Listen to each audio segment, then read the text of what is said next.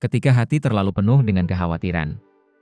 Dalam kehidupan yang serba cepat seperti sekarang, tidak sedikit orang yang menjalani hari dengan hati yang penuh beban. Pikiran kita dipenuhi oleh berbagai kekhawatiran, pekerjaan, keuangan, keluarga, masa depan, bahkan hal-hal yang sebenarnya belum tentu terjadi. Tanpa kita sadari, kekhawatiran itu perlahan-lahan mencuri damai sejahtera yang Tuhan ingin berikan kepada kita. Seringkali kita merasa seolah-olah semuanya bergantung pada kemampuan kita sendiri. Kita berpikir bahwa jika kita tidak mengatur semuanya dengan sempurna, maka hidup akan berantakan.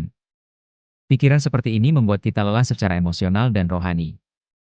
Kita terus berusaha mengendalikan hal-hal yang sebenarnya berada di luar kuasa kita. Padahal Tuhan tidak pernah meminta kita memikul seluruh beban hidup sendirian. Tuhan tahu bahwa manusia memiliki keterbatasan.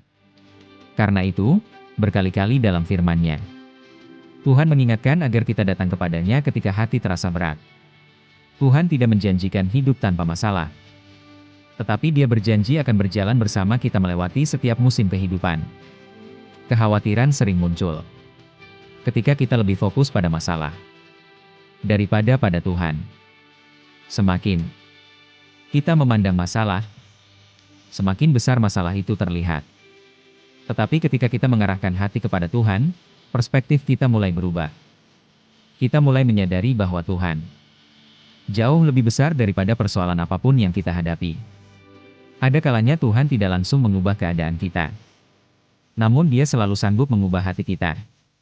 Ketika hati kita dipenuhi dengan damai dari Tuhan, masalah yang sama pun terasa berbeda. Kita tidak lagi dikuasai oleh rasa takut, tetapi dipenuhi oleh pengharapan bahwa Tuhan sedang bekerja, bahkan dalam situasi yang tidak kita mengerti. Seringkali berkat Tuhan datang bukan dalam bentuk masalah yang hilang seketika, tetapi dalam bentuk kekuatan baru untuk menghadapinya.